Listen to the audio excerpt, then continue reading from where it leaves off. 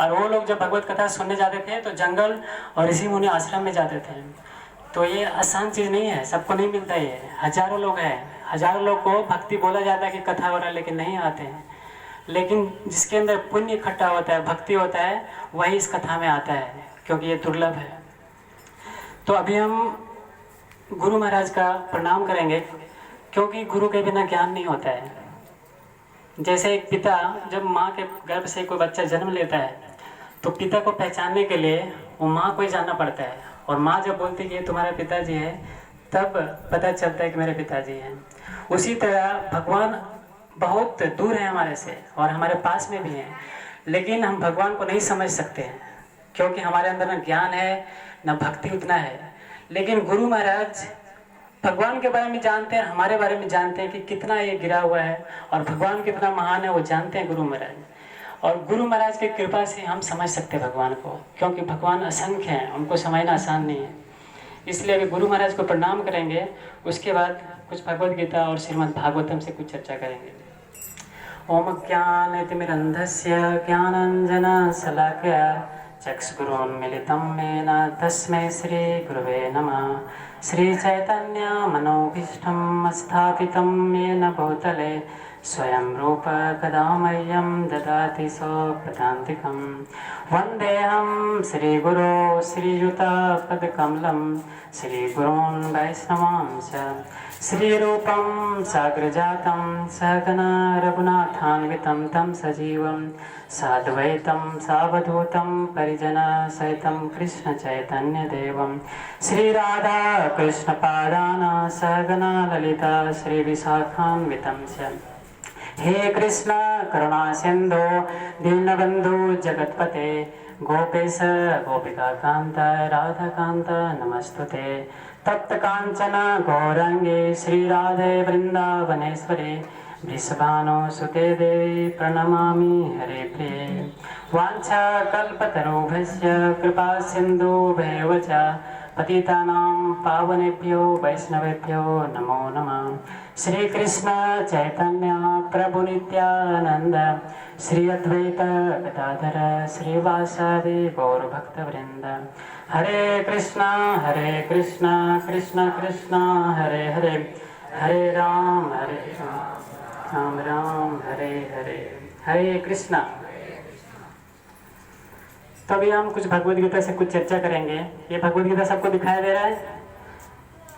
तो ये भगवद गीता, इसको एक मैनुअल बुक कहा गया है, हमें कैसे जीवन जीना चाहिए ये भगवद गीता में बताया गया है। जैसे आप कुछ गाड़ी खरीदते या टीवी खरीदते घर में, तो उसके साथ में एक मैनुअल देता है। मैनुअल आपको बताया ना, कुछ पेपर देता है, इसको पढ़ के आप ऐसे चला सकते हैं। नहीं तो उस पेपर को कोई व्यक्ति मिस्त्री पढ़ के और वो बताता है कैसे यूज करना है, तो हम उसके अनुसार चलाते हैं, मैनुअल के अनुसार, उस पेपर के अनुसार, तो टीवी या गाड़ी ठीक चलता है। उसी तरह हमें जीवन कैसे जीना चाहिए, हम कहाँ से आए हैं, मैं कौन हूँ, हमें कहाँ जाना है, हमें इतना दुख क्यों मिल रहा है। बार बार माँ के पेट से जन्म लेना बहुत दुख है। 9 महीने तक पेट के अंदर रहना आसान चीज़ नहीं है, बहुत दुख होता है। और मृत्यु में क्यों हो रहा है, बार बार हमें मरना क्यों पड़ रहा है। कोई मरना नहीं चाहता है, फिर भी मरना पड़ता है, तो क्यों मर रहे हैं हम। डिजीज क्यों हो रही है, बीमारियां क्यों हो रही है, इतना हजारों, कलयुग जैसे जैसे बढ़ रहा है वैसे हजारों बीमारियां बढ़ रही हैं, और बुढ़ापे क्यों हो रही है। तो इस भगवत गीता के अनुसार अगर हम जीवन जीते हैं और इसके अनुसार हम अपने कर्तव्य को पालन करते हैं, तो हमारा जीवन सही होता है।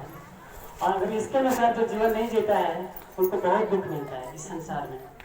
जैसे गाड़ी में पेट्रोल डालना है या डीजल डालना है, उस मैनुअल में लिखा रहता है, और मिस्त्री बोलता है ऐसा करो तब तुम्हारा गाड़ी ठीक चलेगा। लेकिन अगर गाड़ी में अगर हम पानी डाल देंगे, चीनी डाल देंगे, तो गाड़ी भी खराब होगा और हम उसको यूज नहीं कर सकते। उसी तरह हमारे जीवन में कैसे जीना चाहिए, हम कौन हैं, हमारा क्या स्वभाव है, हम कहाँ से आए हैं, वो भगवद गीता में हमें बताती है भगवान। और भगवान इसीलिए हमको ये ज्ञान दिए भगवद गीता अर्जुन के माध्यम से। तो अभी हम भगवद गीता के महात्म्य सुनेंगे कि भगवद गीता कितना महत्वपूर्ण ग्रंथ है और ये कितना हमारे जीवन में जरूरी है, उसके बाद चर्चा करेंगे। तो एक किसान था, और किसान, सब लोग ध्यान से कथा सुनिएगा। एक किसान था और किसान के पास 2 बैल था, और दोनों बैल खेती करता था लेकिन बहुत कंजूस था, खिलाता नहीं था बैल को। तो एक दिन पहाड़ के ऊपर गया और बैल गिर गया, और गिर जाने के बाद वो मर गया बैल। तो गांव वाले लोग सब किसान को बोलने लगे, तुम खिलाते नहीं वो बैल को और तुम्हारे चलते ये बैल मर गया, कितना इसको तुमको पाप लगेगा। तो सब लोग, गांव वाले लोग आ रहे थे और सब लोग अपना अपना पुण्य इकट्ठा, जिसके जीवन में जितना पुण्य था वो बैल को अपना आधा पुण्य दे रहे थे। सब लोग दे रहे थे कि हे भगवान, हमने कुछ पुण्य किया होगा, कुछ अच्छा काम किया होगा, तो मेरा पुण्य इस बैल को लग जाए ताकि इसका गति अच्छा हो। तो सब लोग दे रहे थे। उसी टाइम में एक बेसिया आई। बेसिया बहुत खराब स्त्री होती है, उनका कोई पति नहीं होता है, उसका पति सिर्फ पैसा होता है, जो पैसा देता है उस पुरुष के साथ संग करता है। तो बेसिया उस गांव में आई और जब देखी इतना भीड़ लगा है, सब बैल को अपना अपना पुण्य दे रहे हैं, तो वो बेसिया भी सोची कि मैं भी कुछ पुण्य देता हूँ। तो वो उसने भी भगवान से बोला कि मैंने भी कुछ पुण्य किया होगा तो मेरा भी पुण्य लग जाए। तो जब वो बैल जब यमदूत के पास जाता है, चित्रगुप्त के पास, तो यमदूत बोलते हैं इसका देखो बैल का क्या पुण्य है, क्या पाप है और क्या इसको सजा मिलेगा। तो चित्रगुप्त ने बताया कि पूरा इसका जीवन में पाप है, लेकिन इसके जीवन में एक पुण्य है कि एक बेसिया आई थी उस गांव में और मरने के टाइम में इसको अपना आधा पुण्य दिया था, इसलिए इसको आधा पुण्य मिलने के कारण इसको ब्राह्मण का शरीर देना चाहिए अगले जन्म में। उसके बाद जब तो उनको पूछा कि आपको क्या चाहिए, नरक चाहिए या ब्राह्मण का शरीर चाहिए? तो बोला नहीं, मेरे को ब्राह्मण का शरीर दो पहले। तो ब्राह्मण का शरीर में जब उनको मिला, तो ब्राह्मण सोच रहा था कि वो वैश्य ने क्या पुण्य किया था कि उसके चलते मैं नरक से बच गया और मेरे को ब्राह्मण का शरीर मिला। तो उस वैश्य के पास वो ब्राह्मण गए और बोले, वैश्य तुम क्या करती हो? उनको याद था, स्मरण था उस वैश्य के बारे में। तुम क्या करती हो? उस जमाने में मैं मर गया था बैल के रूप में और आपने मेरे को पुण्य दिया था आधा पुण्य, उसके चलते मैं ब्राह्मण बना, नहीं तो मैं नरक में बहुत दुख भोगता। तो वैसे ने बोल दी, मैं तो धंधा करता हूँ, पैसा कमाता, मेरा जीवन में तो पाप ही पाप है, मैं पुण्य कुछ नहीं करता हूँ। लेकिन मेरे पास एक तोता है। वो तोता का कहानी ऐसा होता है कि एक तोता रहता है, गुरुकुल में रहता है और गुरुकुल में गुरु के शिष्य जितने होते हैं वो गीता का पाठ करते हैं, दूसरे अध्याय का। गीता का दूसरे अध्याय का पाठ करते हैं। तो तोता क्या करता है, रटता है, उसका रटन शक्ति बहुत अच्छा है, कुछ भी बोलो तो रटता है और बोलता है। तो उस पेड़ के ऊपर में पिंजरे में बंद रहता था, लेकिन जब गुरु के शिष्य, गुरुकुल के बच्चे जब गीता का पाठ करते थे तो पूरे दूसरे अध्याय का पूरा उनको याद था, गीता का सारा श्लोक। लेकिन उस गुरुकुल में एक दिन चोर आया, गुरु के आश्रम में देखा कुछ नहीं है, तो तोते को उठा के लेके चला गया। और तोता को जब उठा के लेके चला गया तो उसी रास्ते में बेसिया आ रही थी और उस बेसिया को उस चोर ने दे दिया कि आप ले लो। कुछ पैसे दिए बेसिया और तोते को दे दिया। वो पिंजरे से ही तो बेसिया अपने घर में ले आई और हर दिन एक गीता का दूसरे अध्याय का पाठ सुनती थी बेसिया। वो तोता रटता था, बोलता था दूसरे अध्याय का पूरा श्लोक और वो पाठ करता था और सुनता था और वही इसका पुण्य इकट्ठा हुआ बेसिया का। और वही पुण्य जब उस ब्राह्मण को दिया जिसके कारण वो ब्राह्मण बना, उस बैल को दिया तो ब्राह्मण बना। तो ये होता है गीता, इतना शक्तिशाली ग्रंथ है। तो आप भी अपने जीवन में अगर कुछ अच्छा कार्य करना चाहते हैं और अपने जीवन में कुछ सही ढंग से जीना चाहते हैं और इस पुण्य ग्रंथ को रखना चाहते हैं और इसके अनुसार जीवन जिएंगे तो हमारा जीवन आनंदित रहता है, नहीं तो हमारा जीवन व्यर्थ हो जाएगा। तो अभी हम चर्चा करेंगे श्रीमद् भागवतम से। और जैसे हम सब जानते हैं कि हम सब गोलोक के वासी हैं, वैकुंठ में रहने वाले थे। हम सब आत्मा है और आत्मा का पिता कृष्ण है। कृष्ण परम आत्मा है और हम आत्मा है और हम सब जीव एक टाइम में भगवत धाम में थे, वैकुंठ में थे। और वैकुंठ में या गोलोक में जब भगवान से हम ईर्ष्या किए, द्वेष किए, जब हमारे देखा कि भगवान इतने सारे 16,108 रानियाँ उनका है, उनका सब लोग उनका सखा है, सब लोग उन्हीं को प्रणाम कर रहे हैं और उन्हीं को देख रहे हैं, उनकी इतने गोपियाँ हैं और हम भी एक गोपी थे वहाँ पे, या हम भी एक सखा थे। तो उस समय भगवान से हमें ईर्ष्या हुई, द्वेष हुई, कह रहे भगवान ऐसा क्यों, उनका ही क्यों 108 रानियाँ, हमारा क्यों नहीं कोई रिस्पेक्ट करता है।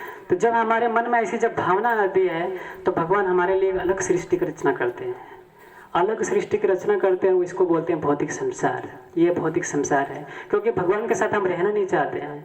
तो भगवान बोलते हैं कि ये तो मेरा ही पुत्र है, तो अभी हमारे साथ रहना नहीं चाहता, हमारे साथ ईर्ष्या करता है, तो मैं कितना मारूँ, भगवान मनाते नहीं मानते तो हमारे लिए सृष्टि की रचना करते हैं, और उसमें दुर्गा देवी है सृष्टि की रचना को उसका अधिष्ठात्री बनाती है, और दुर्गा देवी के बोल देते हैं कि आप सारे जीवों को आप दंड दो, और ये खुद भोक्ता बनना चाहता है। मैं स्वामी हूँ लेकिन अभी ये स्वामी बनना चाहता है और मेरे नियम कानून आज्ञा का पालन नहीं करना चाहता है, तब इसको दंड दो और इसको सुधार और खाने पीने की सारे व्यवस्था दो, और जब समझ जाएगा तो फिर मेरे धाम में भेज देना।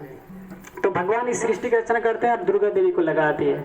जैसे एक घर में दो बच्चे हैं और दो बच्चे, एक बच्चा बहुत आज्ञाकारी है और माता पिता का सेवा करता है और घर स्कूल जाता है तो टीचर का बात सुनता है, होमवर्क करता है, घर में साफ सफाई करता है और अपने दादा दादी का सेवा करता है। घर में बहुत आज्ञाकारी है बच्चा, तो उनको पिताजी सब कुछ प्रोवाइडिंग करते हैं, जो चाहिए उनको देते हैं और उनको और पढ़ाई में उत्साह देते हैं। और जैसे जैसे बच्चा बड़ा होता है और जैसे पूरा जब बड़ा होता है तो पिताजी उनको पूरा घर का भार सौंप देते हैं, क्योंकि जानते हैं मेरा बच्चा बहुत अच्छा है, इनको अगर जितना कुछ भी अगर फ्रीडम भी दे दूंगा तो ये कुछ गलत नहीं करेगा। लेकिन उसी घर में एक बच्चा वो पिताजी की बात नहीं सुनता, आज्ञा का पालन नहीं करता है, तो उसको लाफा मारते पिताजी, थप्पड़ भी मारते हैं। और जब नहीं सुनता वो ड्रग्स लेता है और दारू भी पीता है, मांस खाता है, तो पिताजी उसको मारते भी हैं। और नहीं सुनता है तो उसको एक ट्यूशन टीचर लगाते हैं और उसको हॉस्टल में बोलते हैं कि इनको आप सुधारिए, किसी दूसरे व्यक्ति को देते हैं। और जब ट्यूशन टीचर के पास जाता है तो ट्यूशन टीचर भी उसको बहुत पीटता है सुधारने के लिए। जब उसके पास भी नहीं सुधरता है तो उससे और बड़ा ट्यूशन टीचर के पास भेज देती है। उसके बाद सुधारने का उनका काम रहता है सुधारने का, और वो बहुत परेशान होता है बच्चा। उसी तरह हम भगवान के पुत्र हैं, और जब हम आज्ञाकारी पुत्र बनेंगे और भगवान के आज्ञाकारी सेवक बनेंगे तो भगवान हमें सब कुछ देते हैं और प्रोवाइडिंग करते हैं कि कैसे जीना है, कैसे रहना है।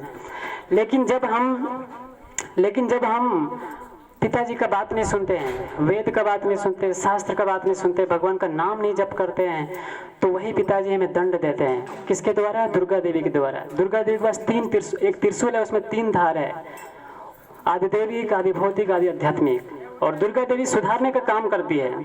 जैसे कोई कैदी अपराधी हो तो उसको जेल लेके जाया जाता है और जेल में उसको पीटते मारते, किसके लिए? सुधारने के लिए।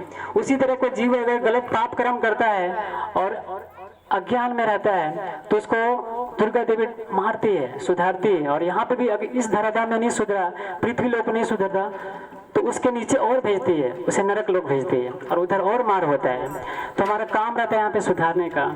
इसलिए हमें इस जगत में भी सुखी रहना है और इस जगत में सुखी रह के भगवत धाम जाना है, तो हमें भगवान का सेवा करना पड़ेगा और हमें अच्छा पुत्र बनना पड़ेगा भगवान का। हम पुत्र हैं लेकिन अभी भूल गए हैं, अनुशासन में नहीं है। तो अच्छा पुत्र बनना है और भगवान का भक्ति करना है, और आनंद चाहते हैं तो भगवान का भक्ति करना ही पड़ेगा। और जिसने भगवान का भक्ति किया और जिसने अपने अंदर सेवा वृत्ति जागृत कर लिया वो परम सुखी है। और जिसने भोग वृत्ति जागृत किया, सिर्फ भोगना, संसार को भोगना चाहता है, उसको बहुत दुख मिलता है। जैसे को घर में मालिक है और उसके घर में नौकर है, अगर नौकर अगर मालिक बनना चाहे तो मालिक उसको लाफा मारेगा कि नहीं मारेगा? अगर पिता है और पिता के बच्चे अगर पिताजी से ही बात नहीं सुने तो पिताजी मारते हैं उनको। उसी तरह हम अगर भगवान की बात नहीं मानेंगे और भगवान ही स्वामी है और वही परम पिता है, लेकिन अगर हम स्वामी बनना चाहते हैं, हम माता पिता बनना चाहते हैं सबका, और हम खुद मैं करते, मेरा घर, मेरा मालिक, मैं सब कुछ हूँ, तो हमें दुख मिलती है।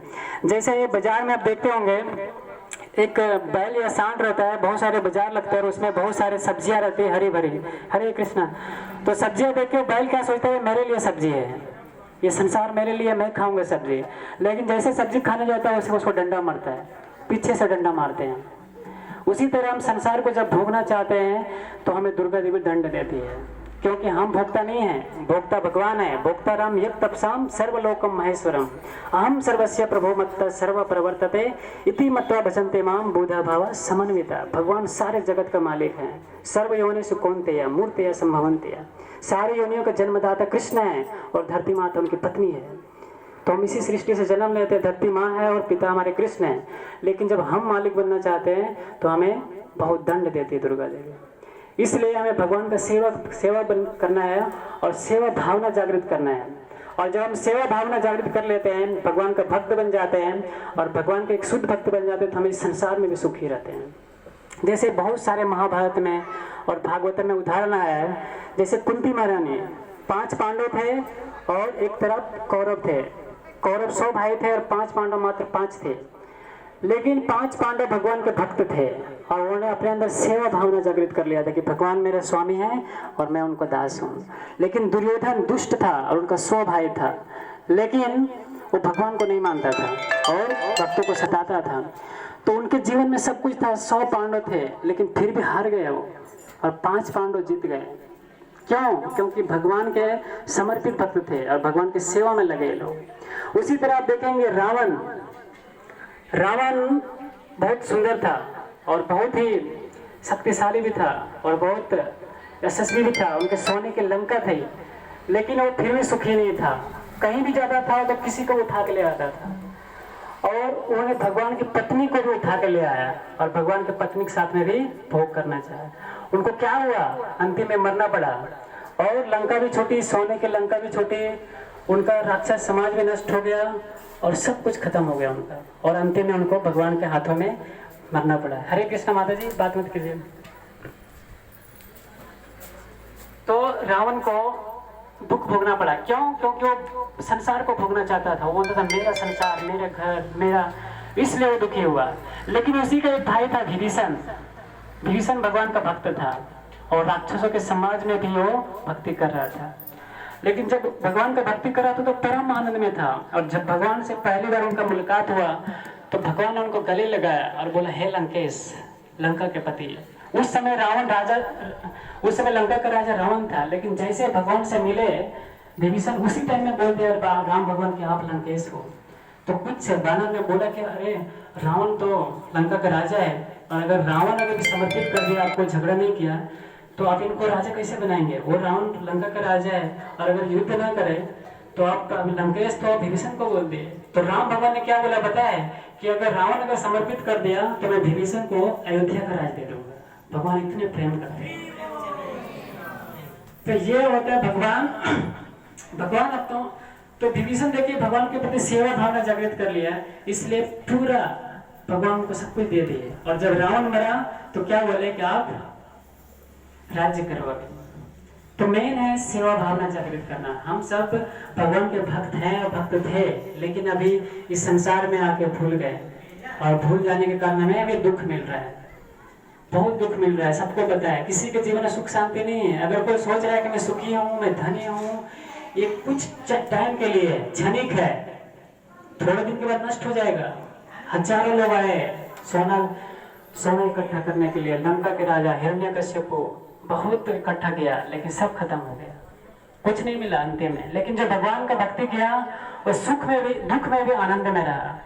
जैसे कुंती महारानी को देखिए, भगवान के भक्त थे कुंती महारानी, लेकिन उनके जीवन में दुख है, लेकिन दुख में भी आनंद में थे। क्यों? क्योंकि भगवान के भक्त थे। उनकी बहू को कितना हजारों लोगों के बीच, 40,000 लोगों के बीच वस्त्र हरण कर रहे थे। उनके बहू द्रौपदी को 40,000 लोगों के बीच में उनका वस्त्र छीना रहा था, उनको इज्जत लूटा जा रहा था, लेकिन भगवान ने रक्षा किया। क्यों रक्षा किया? क्योंकि भगवान के भक्त थे कुंती महारानी। उनके जीवन में कई घटना है, हर एक भक्त के जीवन में दुर्घटना आती है और उनको दुख मिलता है, लेकिन दुख में भी परम आनंद में रहते हैं। क्यों? क्योंकि भगवान का भक्ति करते हैं और भगवान की भक्ति में इतनी शक्ति है कि दुख को भूल जाते हैं, दुख को भूल जाते हैं। जैसे बारिश हो रहा है, लेकिन अगर छतरी मिल जाए तो हम कम भीगते हैं, है कि नहीं? तो भगवान का भक्ति छतरी जैसे हमें सपोर्ट करती है। आप जंगल में जंगल में आप कुछ काटने जाते हैं तो आप जूता पहन लेंगे तो कम कांटे नहीं चुभते हैं। उसी तरह जीवन में हर एक क्षण में हमें दुख है, लेकिन हम भक्ति रूपी जूते पहन लेते हैं तो हमें दुख कम होता है। जीवन में दुख तो है, लेकिन दुख में भी सुखी रहते हैं भक्त लोग। जैसे मैं कहानी बताऊंगा हरिदास ठाकुर को। हम आत्मा है, लेकिन अभी हम शरीर मान रहे हैं, इसीलिए दुख है। अगर शरीर ना माने, अगर हम आत्मा मान लें, आत्मा है वास्तविक चीज, लेकिन अब आत्मा भी शरीर मान के बैठा, इसलिए भी दुखी है। लेकिन जब वो आत्मा समझ जाए कि मैं आत्मा और भगवान का दास हूँ तो दुख नहीं रहेगा। लेकिन हम सोचते हैं कि मैं शरीर हूँ और मेरे संबंधी, मेरे बच्चे, मेरे घर, ये सब मेरे हैं, तब दुख होता है। लेकिन वास्तव में चीज़ तो हम तो हैं, आत्मा भगवान के बेटे हैं, लेकिन ये भूल कर कभी मैं कर रहे हैं, इसलिए मैं दुख है। जैसे मैं आपको उदाहरण देता हूँ, किसी गांव में किसी का पति मर गया, तो पति मर जाने के बाद उस पत्नी को बहुत दुख होता है कि नहीं?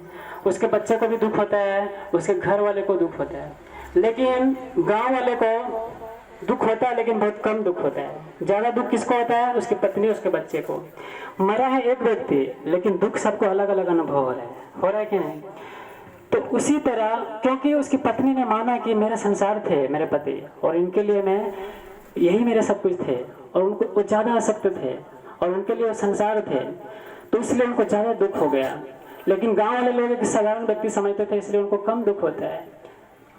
जैसे अभी कोविड-19 हुआ, इतना बड़ा बीमारी हुआ, तो हजारों लाखों लोग मर गए, लेकिन हमें कितना दुख होता है? बहुत कम दुख होता है। लेकिन अगर हमारे घर से कोई मर जाता है तो हमें बहुत दुख होता है। क्यों? क्योंकि हम उसके प्रति आसक्त रहते हैं। तो ये आसक्ति से बंधन होता है, और बंधन से हमें दुख मिलता है। तो आसक्ति भगवान के भक्ति से कटता है। अगर हम भगवान की भक्ति करेंगे और भगवान का नाम जप करेंगे, तो हमारी आसक्ति, हम फिर नहीं सोचेंगे कि ये मेरा घर है, हम क्या सोचेंगे? ये भगवान का घर है, ये राधा मदन मोहन जी का घर है। फिर हम ये नहीं सोचेंगे कि मेरी पत्नी है, हम सोचेंगे कि भगवान की दासी है ये। फिर हम कभी ये नहीं सोचेंगे कि मेरे बेटे हैं, हम सोचेंगे भगवान के बेटे हैं। क्योंकि आत्मा तो सबके अंदर है ना, चाहे स्त्री हो चाहे पुरुष हो। अभी कर्म के अनुसार किसी को स्त्री शरीर मिला है, किसी को पुरुष मिला है, लेकिन अगर कर्म अच्छा रहेगा तो स्त्री पुरुष बन सकती है। लेकिन आत्मा सबके अंदर सेम चीज है। जैसे हमारे अंदर आत्मा है, वो स्त्री के अंदर भी वही आत्मा है। आत्मा सबका एक ही है, और सब भगवान के बेटे हैं। लेकिन अगर आत्मा को सोचे कि मेरी स्त्री, मेरे बच्चे, तो फिर वो उनको दुख मिलता है। लेकिन जब भगवान का हम सोचेंगे सब भगवान का है और भगवान की सेवा में लगाऊंगा, तो दुख कम होता है।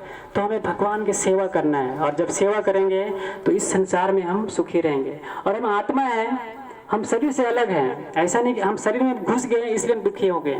जैसे एक तोता पिंजरे के अंदर घुस जाता है, दुख होता है, लेकिन पिंजरे से बाहर निकल गया तो सुखी हो जाता है। उसी तरह एक शरीर एक यंत्र है, एक मशीन है, और इस मशीन के अंदर एक आत्मा घुस गया है, और वो सोच रहा है कि मैं शरीर हूँ, मैं मशीन हूँ, इसलिए दुख हो रहा है।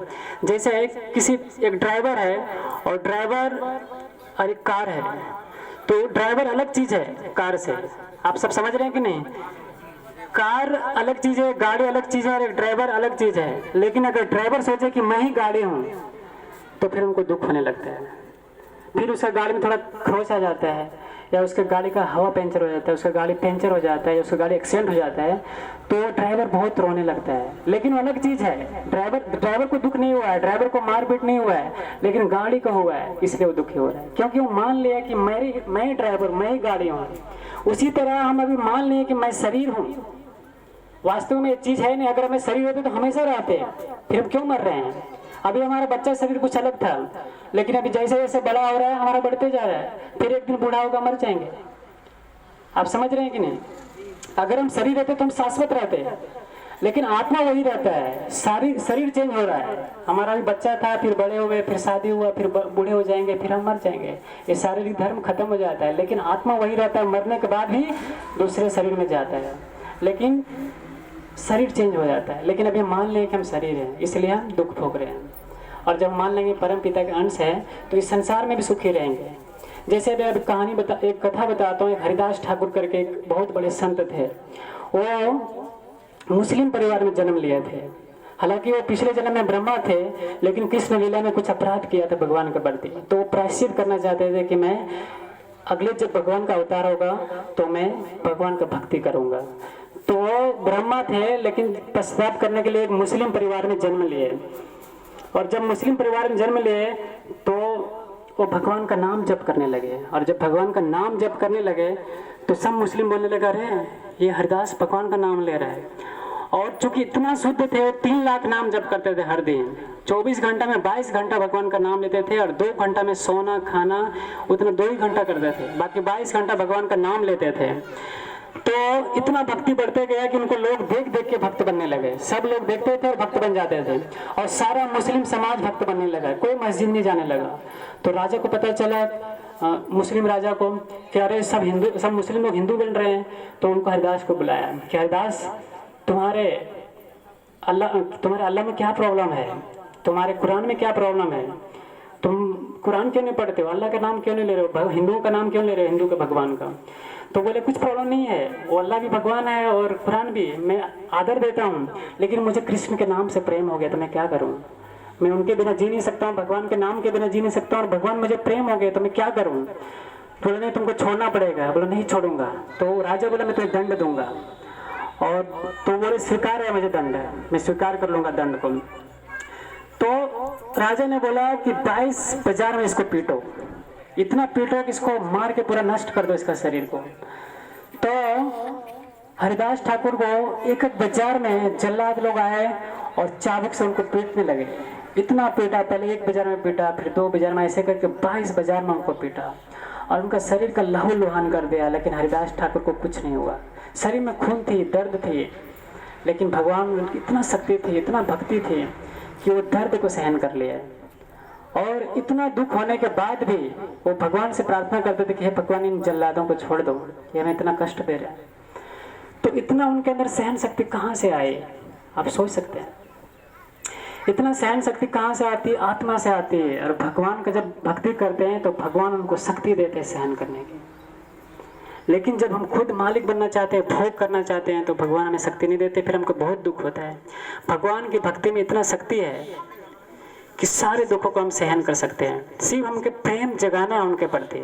अगर हम प्रेम जगा लिए तो हम इस संसार में सुखी से रहेंगे और आनंद से रहेंगे। जैसे हमारे देश में बड़े बड़े योद्धा हुए और सेना हुए। आज़ादी के टाइम में उन्होंने बहुत सारे आदर्श प्रस्तुत किया।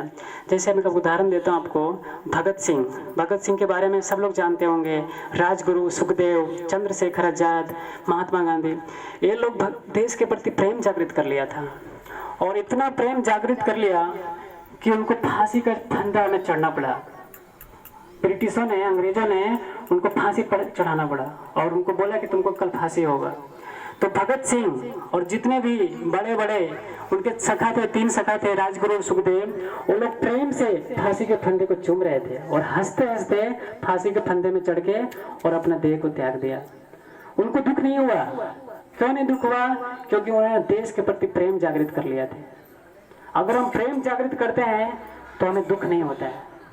आप समझ रहे हैं? उन्होंने, भगत सिंह, पूरे देश में जितना जनता है, जितना स्त्रियां है, जितना पुरुष है, जितने बच्चे हैं, सबके प्रति प्रेम जागृत किया और इतना करोड़ों लोगों के प्रति प्रेम जागृत किया। इसलिए उनको देह में दुख नहीं हो रहा था। वो सोच रहा था कि मेरा देह पूरे देशवासियों के लिए काम आ रहा है, तो दुख काहे को? पूरा प्रेम से मर रहे थे वो। उसी तरह एक साधारण देश के लिए अगर प्रेम जागृत कर लेने से दुख नहीं होता, उसी तरह अगर हम भगवान के प्रति प्रेम जागृत कर लें और भगवान के प्रति अगर हम सेवा में डूब जाएं तो इस संसार में हमें दुख नहीं है। फिर हम प्रेम से भगवत धाम जाएंगे। और भगवान के प्रति अगर प्रेम जागृत नहीं किए तो इस संसार ही बोझ बन जाएगा और हमें बहुत दुख मिलेगा। फिर मरने के टाइम में हम रोएंगे। मरने के टाइम में 40,000 बिच्छू काटने का दर्द होता है। एक नहीं, एक बिच्छू का दर्द हम नहीं सह सकते हैं, लेकिन मरने के टाइम में 40,000 बिच्छू का दर्द काटने का दर्द होगा तो कहाँ से सहेंगे? अगर कोई भक्ति नहीं किया ना तो बहुत तड़पेगा मरने के टाइम में। आसान चीज नहीं है मरना, क्योंकि ये घर संसार, इतना दिन से हम इस घर संसार में रह रहे हैं, ये पत्नी, ये बीवी, बच्चे, तो छोड़ना आसान है क्या? बहुत मुश्किल है छोड़ना। बहुत एक व्यक्ति मरता है कि सब मरने के टाइम में बहुत कुछ बोलता है, ये करो वो करो, मैं उसका सेवा नहीं कर पाया, मेरी बेटी दुखी है, मेरा वो है, इतना दर्द होता है उनको। लेकिन अगर कोई भगवान का भक्ति करता है तो प्रेम से भगवत धाम जाएगा। और दुख उनको ही होता है, लेकिन भगवान की भक्ति में इतना आनंद है कि आनंद से दुख को दब जाता है। दुख जब कब होता है? जब हम इस धरा धाम में रहते हैं और हम सोचते हैं कि मैं हूँ और मेरा घर है।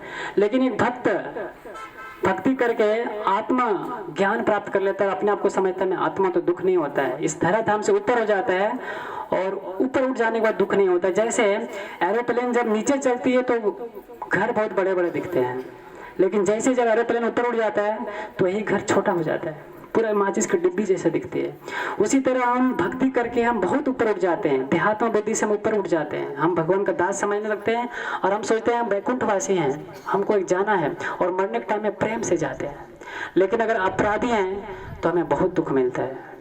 जैसे मैं आपको उदाहरण दूं, जब किसी बेटी का शादी होता है, बेटी का जब शादी होता है तो उनके दूल्हा आते हैं और बारात आती है और बहुत ढोल नगाड़े बजते हैं आज के ज़माने में डीजे बजते हैं, तो बहुत प्रेम से उनको शादी करते हैं, फिर उनके माथे में तिलक देते हैं और गले में माला देते हैं और उनको नाचते हुए और गाते हुए उसको लेके जाते एक धूमधाम के साथ में और बहुत सारे जुलूस के साथ में उसको लेके जाते हैं।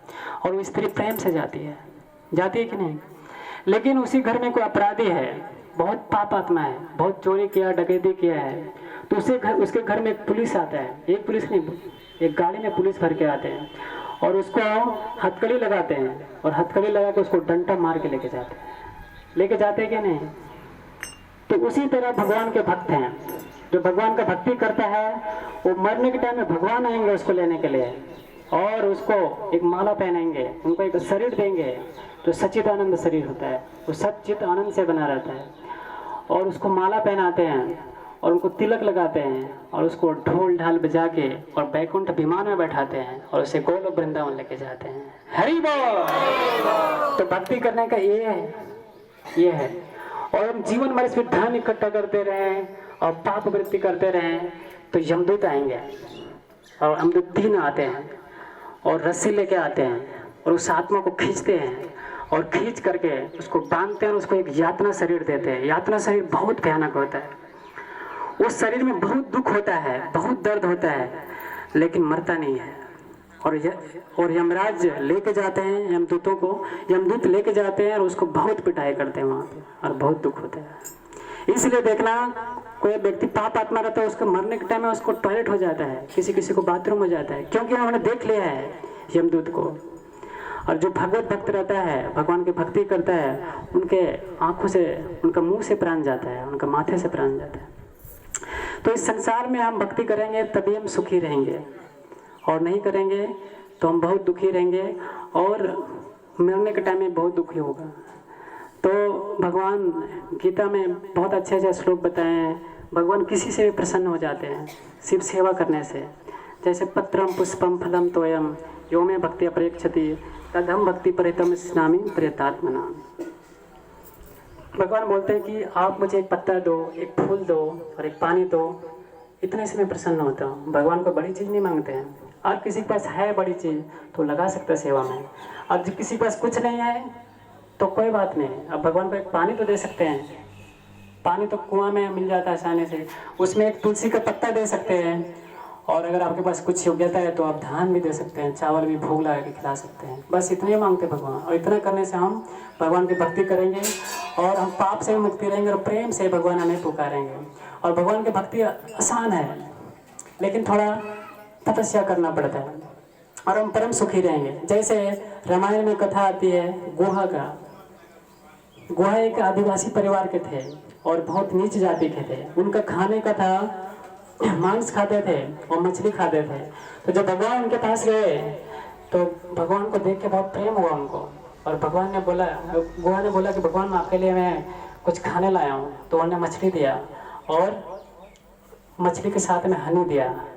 तो भगवान बोला नहीं मैं ये नहीं खाऊंगा, क्योंकि मैं परम पिता हूँ और सारे जीव हमारे पुत्र हैं, तो मैं कैसे भी नॉनवेज खाऊंगा, मैं परम पिता हूँ, तो मैं नहीं खाऊंगा।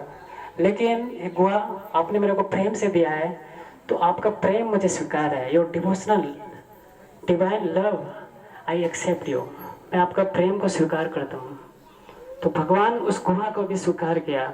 और जब गुहा बोले कि मुझे पार करो इस नदी को, तो गुहा ने बोला कि मैंने सुना है कि आपके चरण में इतना जादू है कि पत्थर भी नारी का रूप ले लेती है, तो कहीं मेरा नाव में इतने सारे लकड़ियां हैं, अगर आपके चरण छू ले तो इतने स्त्रियां हो जाएगी, तो मैं कैसे ब्याह करूंगा, तो मैं आपका चरण को धोऊंगा पहले।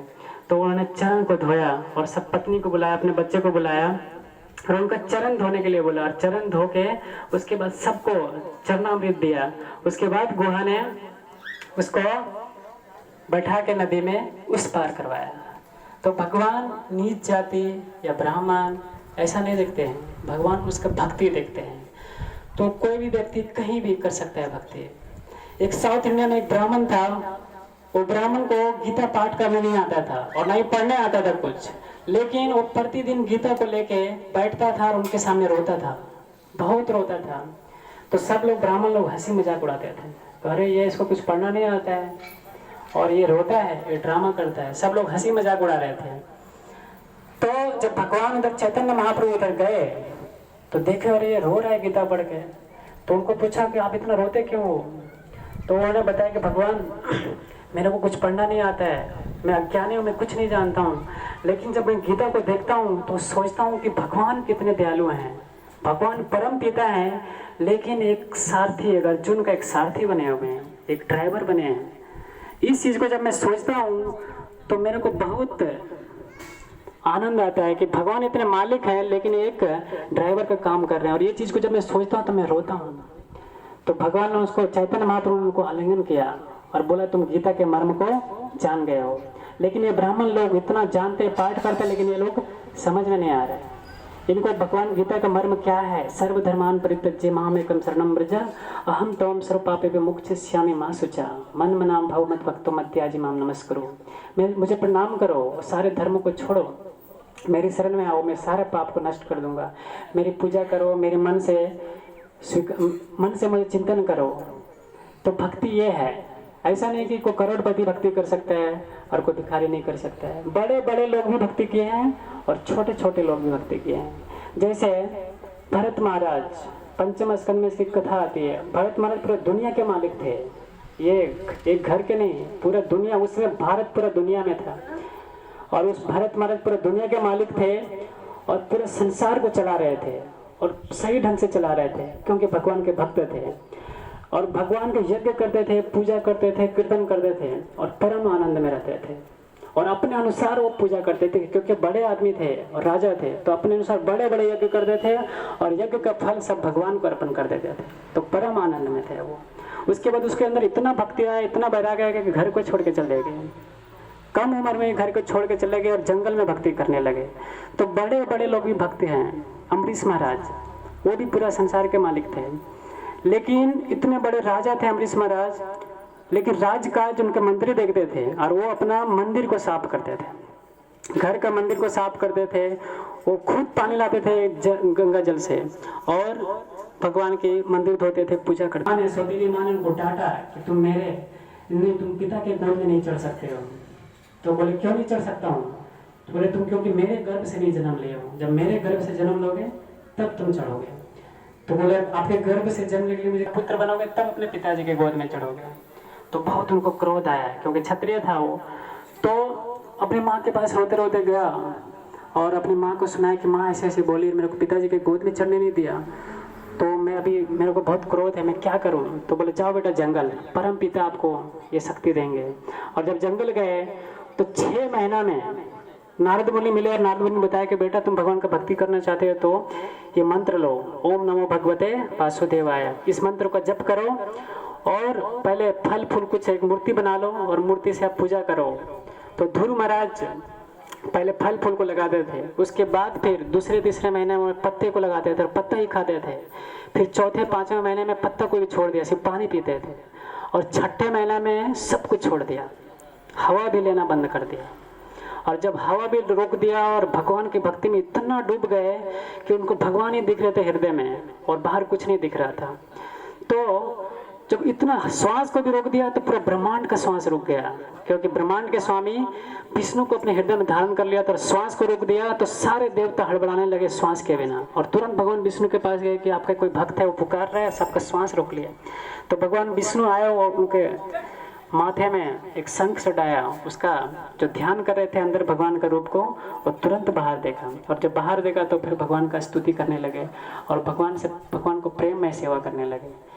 तो भगवान का भक्ति एक बच्चा भी कर रहा है और बूढ़ा भी करते हैं। सबरी महारानी ने किया भक्ति भगवान का। उसी तरह प्रहलाद महाराज के पिताजी कितना शत्रु थे और वो राक्षस परिवार में थे, लेकिन प्रहलाद महाराज के जीवन में देखेंगे बहुत दुख आया, इतना दुख आया कि हमारे जीवन में कुछ भी दुख नहीं है। लेकिन प्रहलाद महाराज उस दुख को सहन किया। क्यों? क्योंकि भगवान के भक्ति में बहुत आनंद है। उनको आग में जलाया गया और उनको समुद्र में फेंका गया और हाथी के ऊपर से उसको कुचलाया गया और फिर उनको जहर भी पिलाया गया, सांप से डसवाया गया। लेकिन इन स्थितियों में भी भगवान का भजन कर रहे थे वो और परम आनंद में थे। ऐसा नहीं कि उनको दुख लग रहा था, शरीर में दुख नहीं थे, वो परम आनंद में थे।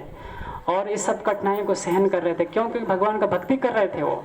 लेकिन उसके पिताजी हिरण्यकश्यप पूरे संसार का मालिक था, पूरा विश्व कंट्रोल में था उनका। इस पृथ्वी में कंट्रोल ही था, पताल भी कंट्रोल में था और स्वर्ग चारों तरफ उनके नियंत्रण में थे, लेकिन फिर भी वो दुखी था। और एक प्रहलाद से परेशान था अपने बेटे से, क्योंकि वो संसार को मालिक समझ रहा था और संसार को भोगना चाह रहा था, इसलिए दुखी था। इसलिए भगवान का भजन और भक्ति करना चाहिए और हमें अनुशासन में जीना चाहिए। जो व्यक्ति अनुशासन में रहता है, रेगुलेटिव जीवन जीता है और अनुशासन में जीता है। आप सुने होंगे अनुशासन ही देश को महान बनाता है। वो कौन सा अनुशासन है? वो भक्ति अनुशासन है। जो रेगुलेटिव जीवन जीता है उसका जीवन में परम आनंद रहता है और उनको भगवान सब कुछ प्रोवाइडिंग करते हैं, सब कुछ देते हैं उनको। और जो पाप करता है, जो राज्य का नियम को तोड़ता है और भगवान का नियम को तोड़ता है, उसको दुख मिलेगा। आप संसार में भी देख सकते हैं, जैसे कोई मुखिया अगर बन जाता है मुखिया, तो उस जनता की सेवा करने के लिए बनाया ना, लेकिन अगर वो सेवा नहीं करता है तो लोग उसको गाली देते हैं, और अगर सेवा करता है तो उनको नाम देते हैं कि बहुत अच्छा हमारा मुखिया है। उसी तरह हम भगवान के बेटे हैं, अगर हम भगवान की सेवा करेंगे तो भगवान परम आनंद देते हैं, आनंद अंदर से देते हैं और दुखों को सहन करने की शक्ति देते हैं। लेकिन हम अपने अनुसार जीवन जिएंगे और अपने साथ कुछ भी करेंगे, हम जो चाहेंगे वो खाएंगे, मांस भी खाऊंगा, मदिरा भी पीऊंगा, व्यभिचार भी करूंगा, तो हमें दुख नरक मिलेगा और इस संसार में भी दुखी रहेंगे। तो परीक्षित महाराज के टाइम में भी ऐसे ही हुआ था। परीक्षित महाराज जब एक बार घर से बाहर निकले तो देखे एक बैल को कोई एक राजा उनको काट दिया एक चरण, और गाय उधर रो रही है। तो परीक्षित महाराज के टाइम में ऐसा कभी ऐसा नहीं हुआ था। तो परीक्षित महाराज देखे तो बहुत गुस्से में हो गए, और उधर एक काला कलूटा व्यक्ति था, वो देखा इसी ने काटा था, वो कलयुग था। तो तुरंत दौड़ गए परीक्षित महाराज कि मेरा राज्य में अभी तक ऐसा हुआ नहीं है, आप क्यों ऐसा कर रहे हो, तुम्हारा मैं गर्दन उड़ा दूंगा अभी मैं। और परीक्षित महाराज दौड़ गए उसको मारने के लिए, तो कलयुग शरण में आ गया, उनके चरणों में गिर गया कि मैं भी तो आपका एक प्रजा हूँ और मैं आपका शरण में आऊँ तो मेरे को आप रक्षा कीजिए, मैं कैसे मरूंगा। तो बोले नहीं, तो हमारे राज्य से बाहर निकल जाओ। तो बोले कि मैं कहाँ जाऊँगा। तो उन्होंने 4 जगह पे जगह दिया उनको 4 जगह पे जगह दिया। और वो पहला था कि जहाँ मांस खाया जाता है वहाँ पे आप रहोगे, और जहाँ व्यभिचार किया जाता है, जहाँ पे वेश्यावृत्ति किया जाता है वहाँ पे रहोगे, और जहाँ पे जुआ खेलते हैं वहाँ पे रहोगे, और जहाँ पे नशा करते हैं, जहाँ पे 4 चीज़ जहाँ पे होता है वहाँ पे रहो।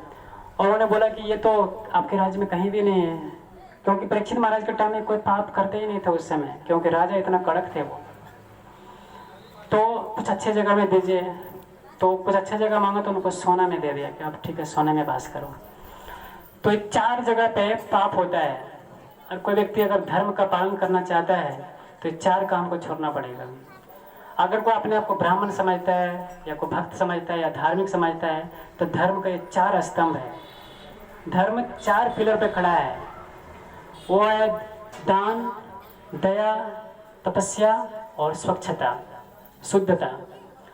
तो अगर कोई व्यक्ति मांस खाएगा और बोलेगा मैं धार्मिक हूँ, तो उसके अंदर दया ही नहीं है, क्योंकि मांस खाने वाला व्यक्ति दया कैसे करेगा वो, क्योंकि फिर वो दया खत्म हो जाए। किसी जीव को मारेंगे तो दया कहाँ है, और धर्म दया पे टिकी है, तपस्या पे।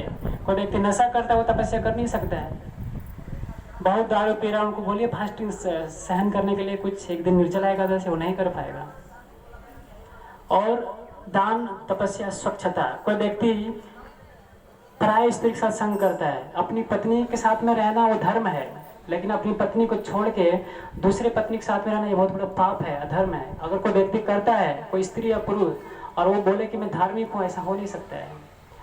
और जुआ खेलना, ये जुआ खेलना भी पाप है। अगर कोई जुआ खेले और बोले मैं सत्यवादी हूँ, ऐसा होता नहीं है। तो अगर कोई व्यक्ति धार्मिक बनना चाहता है तो 4 चीज़ को करना पड़ेगा, और वही व्यक्ति सुखी रहता है। जो धर्म के नियम को पालन करता है वही सुखी रहता है, जो पाप करता है उसको दुखी मिलता है। जैसे एक गांव में गाय रहती है, तो बहुत अच्छी गाय रहती है, तो उनको किसान ऐसे ही छोड़ देता है। वो जाती है, जंगल से चर के आती है, घास फूस खाती है, किसी का खेत में नहीं जाती है, तो उसको किसान छोड़ देता है फ्रीडम, और वो प्रेम से खा के घर में आती है, कोई मारती भी नहीं उसको ज़्यादा फ्रीडम है। और घर में भी आती है तो आराम से चलती है, क्योंकि अच्छा गाय है। लेकिन ये गाय बहुत बदमाश रहती है, और जाती किसी के भी खेत में घुस जाती है और कहीं भी खा लेती है। घर में छोड़ दो खुला तो घर का ही खाना खा लेगी। तो उसको लिए किसान क्या करता है, एक डंडा लगा देता है उसके पीछे, और जब डंडा से भी नहीं सुधरता है तो फिर उसको एक रस्सी से बांध देता है, और जब रस्सी से भी बांध के देता है उससे भी नहीं सुधरता है तो और छोटा रस्सी करके उसको बांध देते हैं, और उसी जगह में उसको पुआल देके वहीं पे खिलाते हैं और उसको दंड मिलता है। तो देखिए एक गाय जो अच्छा थी वो फ्रीडम पूरा दुनिया में घूम के खा रहे थे, क्योंकि वो रेगुलेटिव जीवन जी रहे थे, अनुशासन में जी रहे थे, किसी को यहाँ वहाँ खाते नहीं थे, इसलिए उनको किसान फ्री में छोड़ दिया था। लेकिन एक गाय जो बदमाश है वो जहाँ तहाँ खाती थी उसको बांध दिया है कि नहीं, और बांध ही देते हैं। उसी तरह हम अगर भगवान के वेदों के शास्त्रों के बातों को अगर हम पालन करेंगे और भगवान के आज्ञा अनुसार हम जीवन जिएंगे तो हमें दुख कम मिलेगा। फिर हम संसार में कहीं भी विचरण करेंगे हमको दुख नहीं है, फिर हमें मृत्यु भी आना पड़े, अगर मरण भी आ जाए तो हम प्रेम से जिएंगे। लेकिन अगर हम अनुशासन में जीवन नहीं जिए और जहाँ तहाँ पाप किए तो हमें सजा मिलती है, वो नरक मिलेगी, मरने के टाइम में भी दुख मिलेगा, तो बहुत दुख है। तो आप लोग से नम्र निवेदन है कि आप लोग भजन कीजिए और सुखी रहिए, क्योंकि भक्ति जीवन में आनंद है। और अगर आप बोलेंगे कि मैं दुनिया इकट्ठा कर लूँ और पैसा कमा लूँगा, सुंदर स्त्री प्राप्त कर लूँगा, सुंदर पुरुष मिल जाएंगे तो मैं सुखी होऊंगा, ऐसा नहीं होता है। आनंद भगवान की भक्ति में है। मरने के टाइम में ये धन बोझ बन जाता है, छोड़ना नहीं चाहते हैं। जैसे मरने के टाइम में अगर कोई धन इकट्ठा किया है तो यही भारी लगता है कि कैसे मैं त्यागूंगा इसको। और जो भक्ति किया है वो अगर कोई भौतिक धन इकट्ठा कर रहा है तो समझिए वो लोहे का नाव बना रहा है। अगर कोई बहुत धन इकट्ठा कर रहा है, बहुत धन इकट्ठा कर रहा है तो समझिए लोहे की नाव बना रहा है और मरने के टाइम में वो डूब जाएगा। और कोई भक्ति कर रहा है और भगवान का नाम जप कर रहा है और भगवान की सेवा में है तो समझिए उसके पास काठ का नाव है, काठ का नाव है, और उस काठ का नाव तैरता है और लोहे की नाव डूब जाता है। तो सब लोग को भक्ति करना है, और भक्ति करके जिसके पास जितनी क्षमता है जो है भगवान की सेवा करिए और भगवान का नाम लीजिए।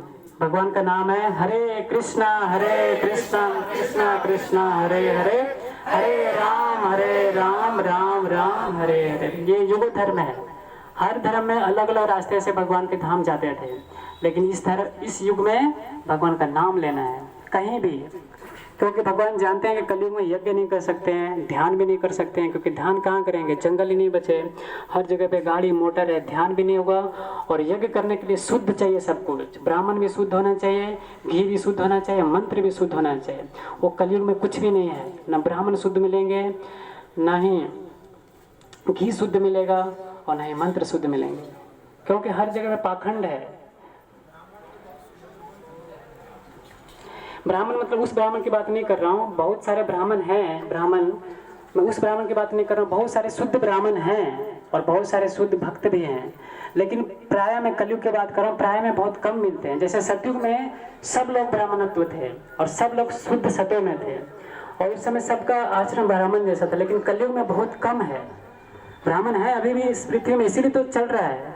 और ब्राह्मण अगर नहीं रहते तो पूरा पाप से भर जाता है, लेकिन बहुत मैं बोल रहा हूँ बहुत प्राय कम हो गया, लुप्त होते जा रहा है ब्राह्मणत्व। और घी भी नहीं मिलता है, घी के बिना कैसे यज्ञ होगा, तो बहुत मुश्किल है। और सब चीज़ थोड़ा गड़बड़ चल रहा है कलयुग में, इसलिए भगवान ने सोचा कि इस कलयुग में कैसे लोग भगवत प्राप्ति करेंगे, मुझे प्राप्त करेंगे, इसलिए वो भगवान का नाम दे दिए कि नाम जप करो और मेरा धाम को प्राप्त करो। तो इस नाम को हर दिन जप करना है और भगवान की भक्ति करना है, इस नाम के द्वारा हम भगवत धाम चले जाएंगे। तो मैं आप लोग के बीच में इतना देर बोला है, मेरी योग्यता नहीं थी, मैं छोटा हूँ, सब लोग सब बड़े हैं, तो इतना बड़ी बड़ी बातें करना मेरा को शोभा नहीं देता है। लेकिन गुरु का आदेश है कि हर जो जानते हो प्रचार करो, क्योंकि पूरा संसार में प्रचार होगा भक्ति का। ये महाप्रभु ने ऐलान किया है कि पूरा गांव गांव गली गली में प्रचार होगा। तो गुरु महाराज का आदेश है, मैं अपने कुछ नहीं बोला हूँ, मैं जितना ही बात बोला हूँ गुरु महाराज का, प्रभुपाद जी का बात बोला हूँ, और वही सब गुरु हैं, मैं एक सिर्फ एक माध्यम बना हूँ। तो अगर मेरे से कुछ गलती हो गया होगा तो माफ़ कीजिएगा, और कुछ अच्छा लगा तो आप अपना जीवन में ग्रहण कीजिए और सुखी रहिए। और आपको कुछ हमसे कुछ गलती हो गई, ब्राह्मण के बारे में गलती किया तो उसे क्षमा कीजिएगा, क्योंकि ब्राह्मण को कष्ट देना मेरा काम नहीं है, क्योंकि मैं भी एक ब्राह्मण बनना चाहता हूँ, एक भक्त बनना चाहता हूँ, वैष्णव बनना चाहता हूँ। लेकिन हम ये सब कलयुग में कंडीशन सोल में हम जी रहे हैं, ऐसा कंडीशन है कि हमारे साथ गलती हो ही जाता है, तो ऐसा बोलना पड़ता है। इसलिए कुछ गलती होगी माफ़ कीजिएगा और कीर्तन हरि करेंगे। हरि बोल। अभी हमारे बीच दीप नारायण प्रभु इतना सुंदर कीर्तन और कथा की। ये प्रभु जी दीक्षित भक्त हैं, हमारे इस्कॉन के संस्थापक आचार्य अभय चरणा रविंद्र भक्ति वेदांत स्वामी प्रभुपाद के शिष्य श्री श्रीमद राधा गोविंद गोस्वामी महाराज के ये दीक्षित शिष्य हैं। और प्रभु जी ये गुरु परंपरा में है और गुरु परंपरा के माध्यम से जो बताया गया है उन्होंने बोलने का प्रयास किया और हम लोगों को इतना सुंदर कथा सुनाए। ये कथा सबको समझ में आया, तो इनके लिए हम लोग धन्यवाद देंगे। हरि बोल बोल के। हरि बोल, हरि बोल, हरि बोल। प्रभु जी ने जो बताया ये नाम की महिमा, परीक्षित महाराज को 7 दिन में मरना था, उनको श्राप मिला था और वो कथा सुखदेव गोस्वामी ने सुनाया। सुखदेव गोस्वामी उस समय मात्र 16 साल के थे और उस कथा में, उस सभा में बहुत बुजुर्ग व्यक्ति भी थे, उनके पिता भी थे, उनके दादा थे, लेकिन उन्होंने कथा सुनाया। उसी प्रकार प्रभु जी हम लोग को कथा सुनाए। तो पूरा कथा सुनाने के बाद श्रीमद् भागवतम का अंतिम श्लोक जो है परीक्षित महाराज को सुखदेव गोस्वामी सार तत्व बता दिए, वो हम सबों के लिए था। नाम संकीर्तनम जस्य सर्व पाप प्रणाशनम प्रणामो दुख समनस्तम नमामि हरिम परम। इस संसार में हम लोग जितने भी कई जन्मों का, करोड़ों जन्मों से ये हमारा जन्म मरण का चक्र लगा है और हमारा ये बहुत सारे हम लोग अपराध किए हैं, पाप किए हैं, तो उन पापों का नाश जो है केवल नाम संकीर्तन से होगा। क्योंकि श्रीमद् भागवतम का अंतिम श्लोक में सुखदेव गोस्वामी ये बता दिए, नाम संकीर्तनम जस्य सर्व पाप प्रणाशनम।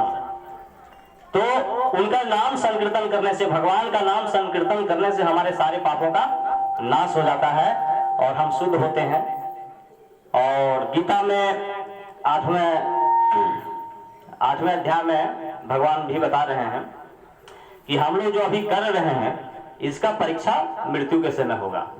अंत काले च मामेव स्मरण मुक्त्वा कलेवरम जय प्रयाति सह मद भावम याति न अस्ति अत्र संशय। भगवत गीता में आप लोग को श्रद्धा है, भगवत गीता में विश्वास है, ये भगवान के माध्यम तो बोले गीता में कोई लिख दिया होगा, ऐसा बात नहीं है। भगवत गीता जो है एक पुरातन सत्य है और ये भगवान के मुख से उच्चारित किया गया है। श्रीमद् भागवतम भगवान के भक्त के मुख से उच्चारित किया गया, उनका वर्णन, उनका जसों का गान किया गया है। लेकिन गीता तो साक्षात भगवान के मुख से बोला गया है और भगवान बता रहे हैं कि जो अंत काले च मामेव स्मरण मुक्त्वा कलेवरम, अंत काल में जो मेरा स्मरण करते हुए शरीर का त्याग करता है वो मेरे धाम को वापस आएगा। तो अंत समय में हमें भगवान का नाम स्मरण होगा कैसे? हम बोलेंगे अभी नाम जपने का क्या मतलब है? ये अंत में जप लेंगे एक ही बार मरने के समय में, तो क्या ऐसा होता है ना? जैसे एक प्रभु जी बार बता रहे थे, कोई प्रभु जी कि बच्चा है साल भर उसको पढ़ने के लिए मिलता है, अब बोलता है कि ये साल भर पढ़िए और लास्ट में परीक्षा दीजिए, तो पढ़ेगा साल भर तो परीक्षा देगा, अच्छा नंबर से पास हो जाएगा, 99% भी ला सकता है। और बोलेगा नहीं एक बार पढ़ लेंगे ना, है ना, जब मार्च में परीक्षा होगा ना उसी समय पढ़ लेंगे, अब पास हो जाएंगे 99% से। ऐसा होता है क्या? संभव नहीं है। तो मरने के समय हमें भगवान का स्मरण होने के लिए ये हमें हर दिन करना पड़ेगा। भगवत कथा का श्रवण करना होगा, भागवतम पढ़ना होगा, श्रीमद् भगवत गीता पढ़ना होगा और भगवान का नाम 99% काम करता है। जैसे हमें भक्ति में पूर्णता चाहिए तो 99% जो है वो भगवान का नाम का जप है, बाकी 1% में आपका श्रवण हो गया, आपका मंदिर का सेवा हो गया, भगवान का अच्छा विग्रह का सेवा हो गया, है ना, सुबह में उठना, ये सब भक्ति करना, तो 99% और 1% इधर हो गया, तो पूरा हो गया 100%। तो जब तक 100% नहीं होगा तब तक ये हमें भक्ति में पूर्णता प्राप्त नहीं होगी। तो भक्ति में पूर्णता प्राप्त करने के लिए अभी से ही जो जिस समय से जाग गया, नहीं बोलता है कि जब जागा तभी सवेरा, है ना। तो ऐसा नहीं है मेरा तो बहुत समय बीत गया, कोई व्यक्ति अभी 40 साल के है तो बोले 40 साल तो उसका व्यर्थ चला गया, 60 साल मान लीजिए बचना है तो 20 साल बचा हुआ है, तो 20 साल में जब कीजिए, 20 साल भी कम नहीं है, 20 साल तक भक्ति कीजिए। कोई बोले नहीं मेरा तो अब 50 साल हो गया जी, क्या करें, अब तो 10 साल 15 साल का मेहमान हम है, चलो बोलता है ठीक है 10 साल जपिए, है ना, मन लगा के भगवान में पूर्ण शरणागति के भाव से, तो वही जीवन की पूर्णता होगी, वही जीवन की परीक्षा होगी और सब हम भगवत धाम के अधिकारी बन सकते हैं, और गुरु की कृपा से, भगवान की कृपा से। तो अभी हम लोग थोड़ा हरिनाम कीर्तन करेंगे, क्या प्रभु, हरे कृष्ण।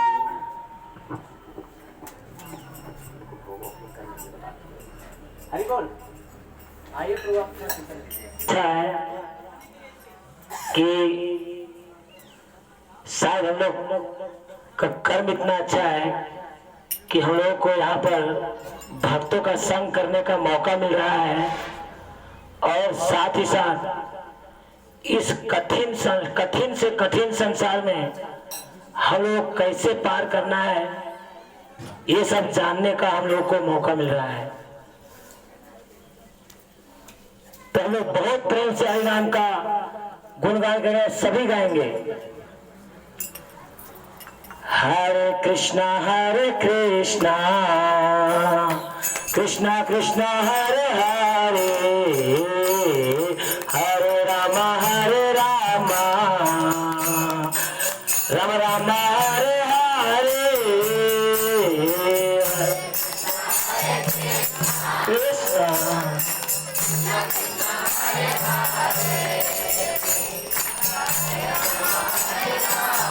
राम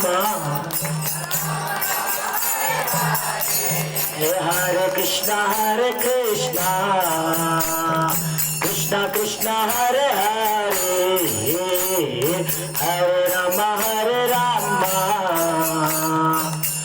राम हरे हरे।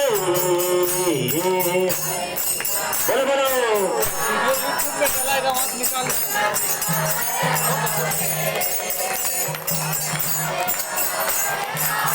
राम राम। हरे कृष्णा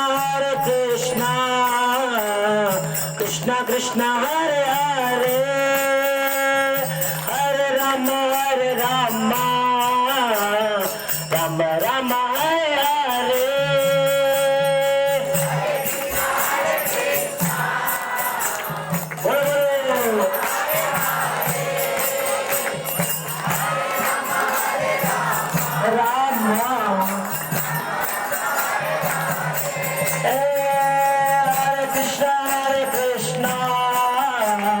कृष्णा कृष्णा हरे हरे, हरे राम राम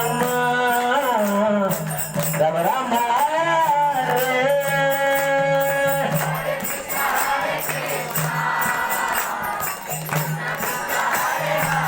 हरि बोल।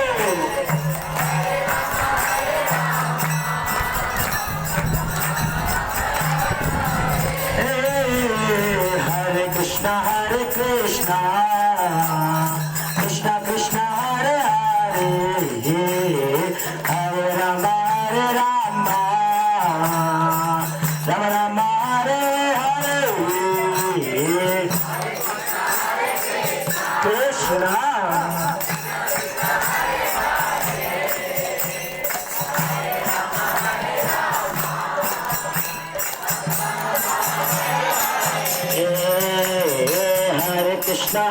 कृष्णा कृष्णा कृष्णा हरे हरे, हरे Ram Ram Ram Hare Hare.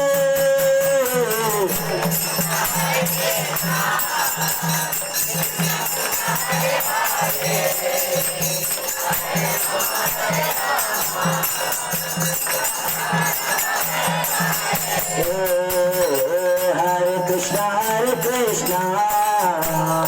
Krishna Krishna Hare Hare Hare Rama Rama Rama Hare Hare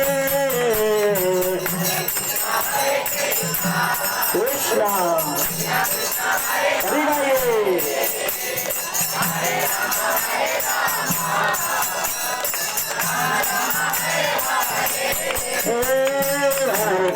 Hare Hare Krishna Krishna Krishna Hare Hare Hare Rama Rama Rama Hare Hare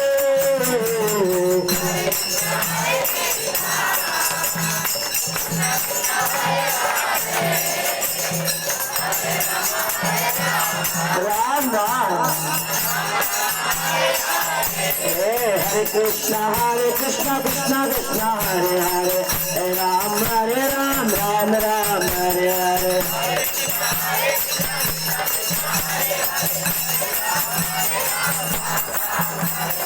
Hare Krishna Krishna Krishna Hare Hare Hare Ram Ram Hare Hare Hare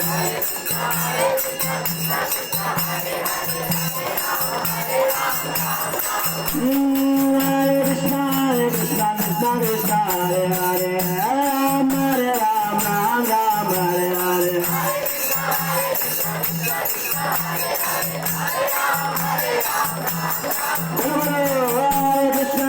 Krishna Krishna Krishna Hare Hare Ram Ram Hare Hare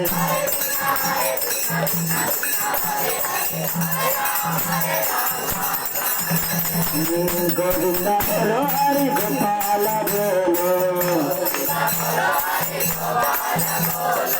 Govinda Hare Hari Gopala Bolo Govinda Hare Hari Gopala Bolo Govinda Hare Hari Gopala Bolo Radha Rama Hare Govinda Bolo Radha Rama Hare Govinda Bolo Govinda Jaya Jaya Gopala Jaya Jaya Govinda Jaya Jaya Gopala Jaya Jaya Govinda Jaya Jaya Gopala Jaya Jaya Govinda Jaya Jaya Gopala Jaya Jaya Radha Rama Hare Govinda Jaya Jaya Radha Rama Hare Govinda Jaya Jaya Bolo Hare Krishna Krishna Krishna Hare Hare Hare Ram Ram Hare Hare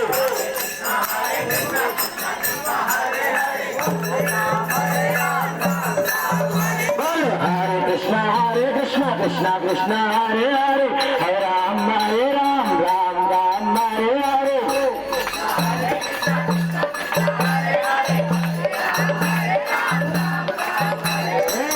Krishna Krishna Hare Hare Hare Ram Ram Hare Hare Hare Krishna Hare Hare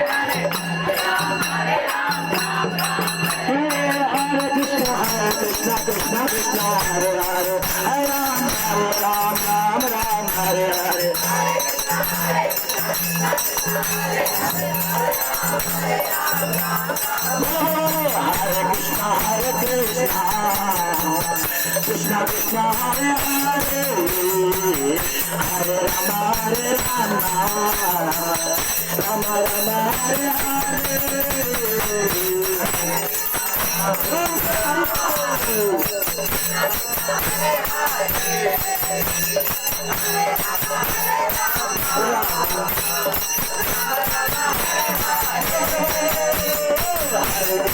हरे कृष्णा कृष्णा हरे हरे हरे राम राम राम हरे हरे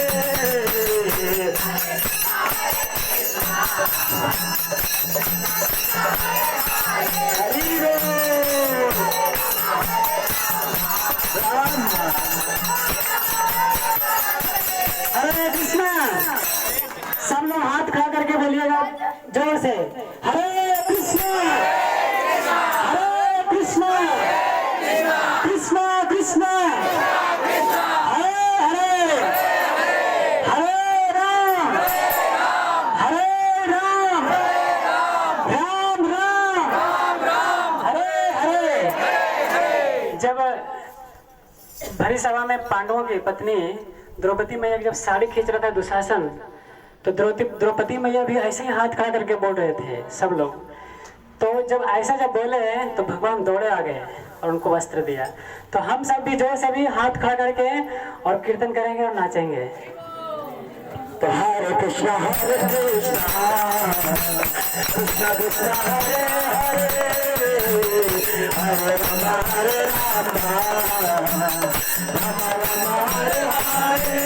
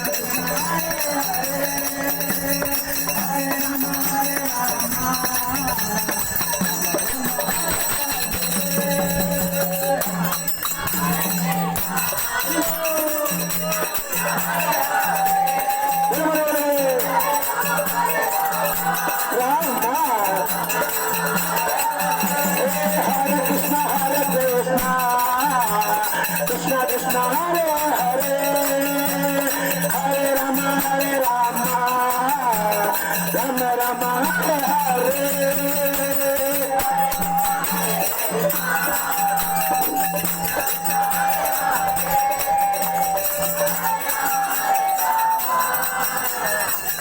राम हरे हरे हरे कृष्णा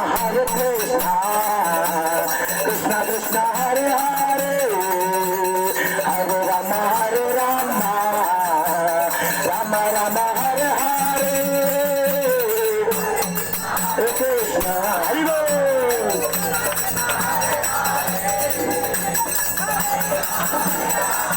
रामा हरे कृष्णा कृष्णा कृष्णा हरे हरे हरे राम राम राम हरे हरे कृष्णा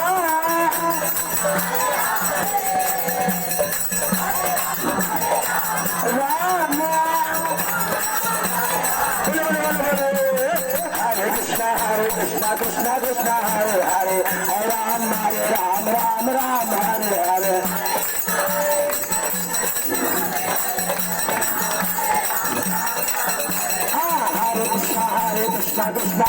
हरे हरे हरे राम राम हरे हरे हरे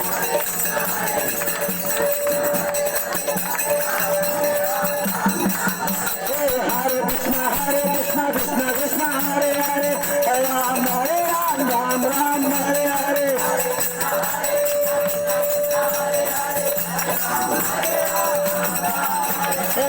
हरे कृष्णा कृष्णा हरे हरे हरे राम हरे हरे हरे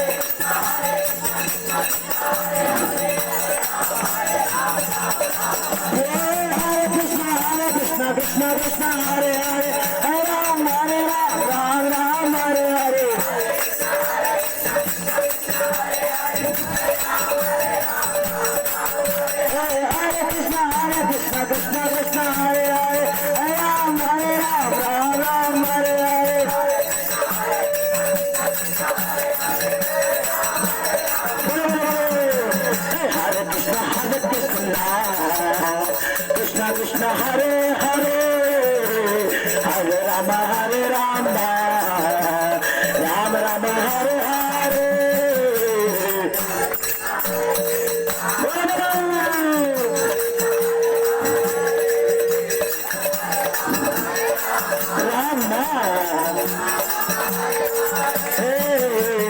हरे कृष्णा कृष्णा कृष्णा हरे हरे हरे राम राम राम हरे हरे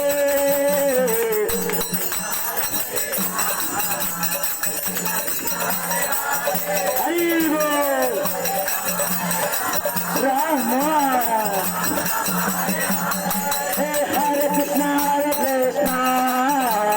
कृष्णा कृष्णा हरे हरे हरे राम राम राम हरे हरे हरि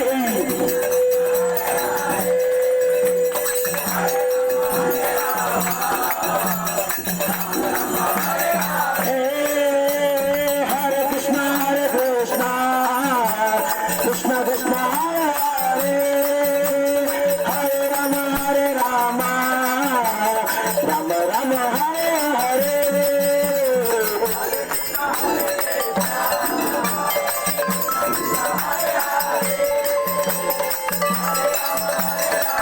राम हरे कृष्णा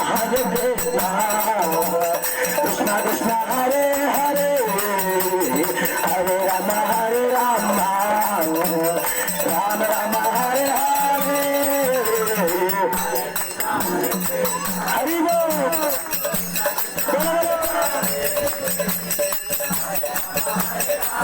राम हरे कृष्णा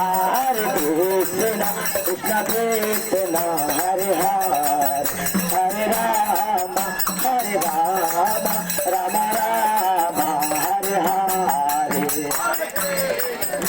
कृष्णा कृष्णा कृष्णा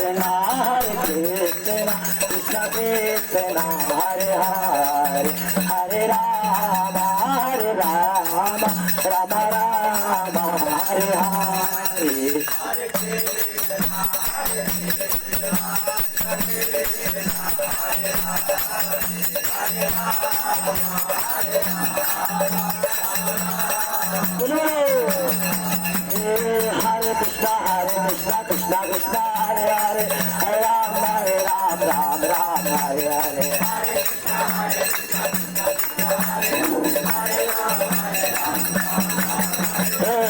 कृष्णा कृष्णा कृष्णा हरे हरे हरे राम हरे हरे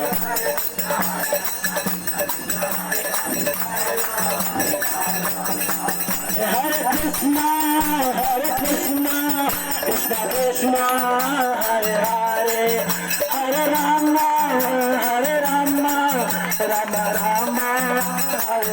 हरे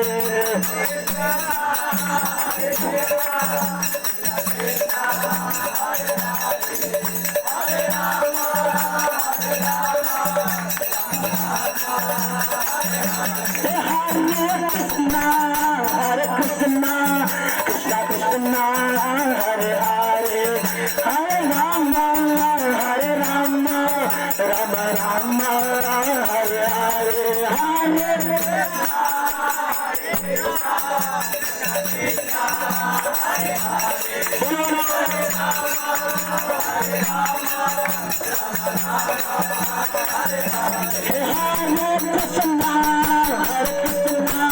कृष्णा कृष्णा हरे हरे हरे राम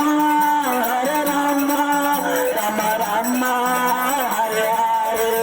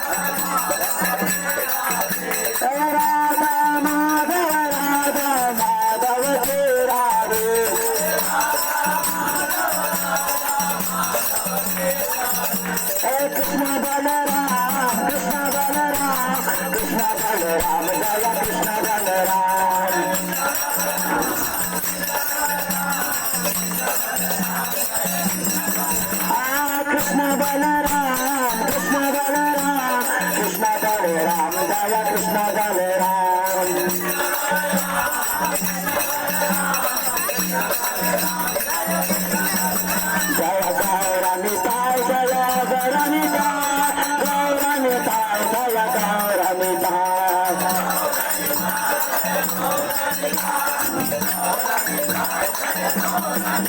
बोल गौरनिताय जय गौरनिताय गौरनिताय जय गौरनिताय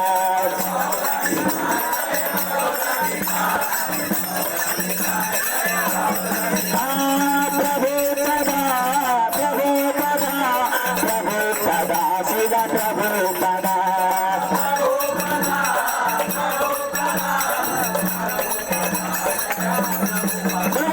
प्रभु पदा प्रभु पदा प्रभु पदा प्रभु पदा शिव प्रभु पदा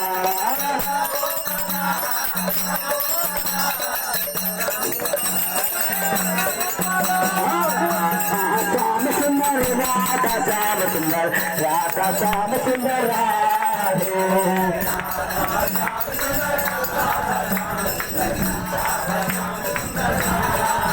बोलो हरे कृष्णा कृष्णा कृष्णा हरे हरे हरे राम राम राम हरे हरे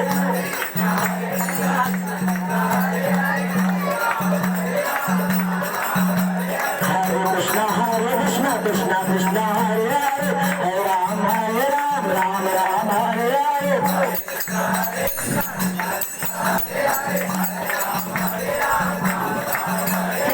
कृष्णा कृष्णा कृष्णा हरे हरे हरे राम राम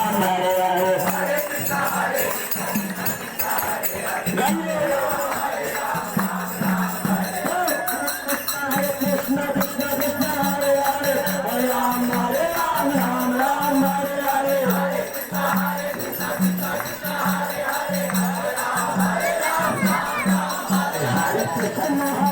कृष्णा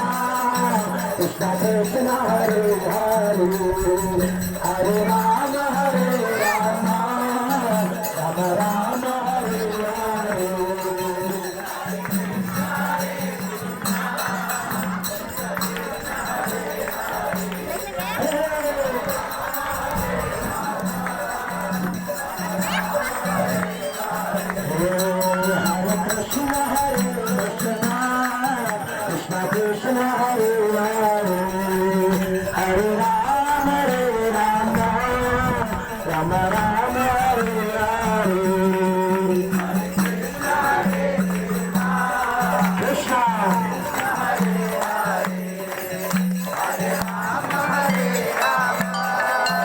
हरे कृष्णा हरे कृष्णा कृष्णा कृष्णा हरे हरे हरे राम राम राम हरे हरे हरे कृष्णा कृष्णा कृष्णा हरे हरे हरे राम हरे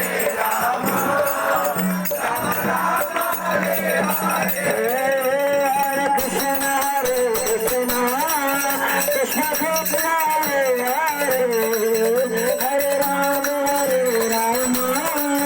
राम राम हरे हरे कृष्णा कृष्णा हरे हरे हरे राम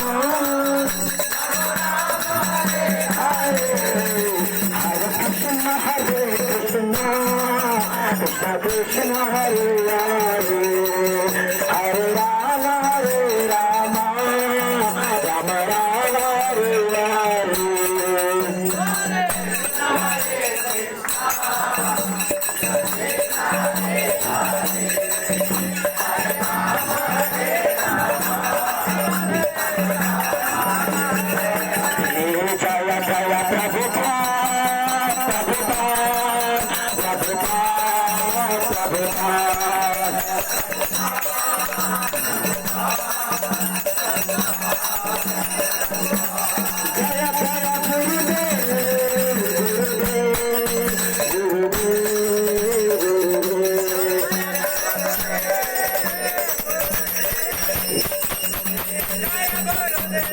जय जय हरि बोल हरि बोल हरि बोल सब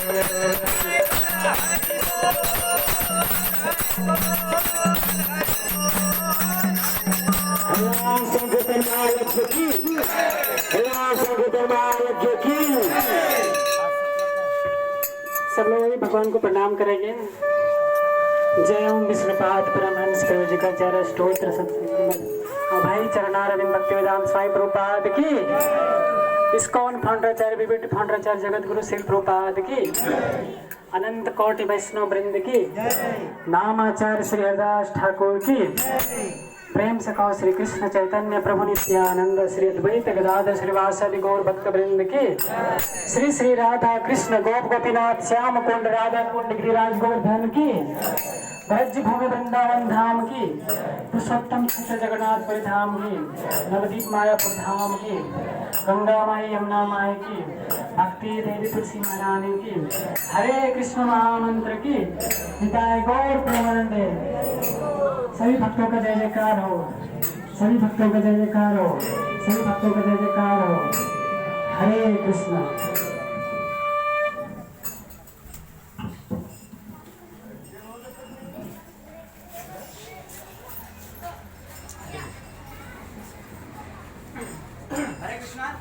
हरे कृष्णा।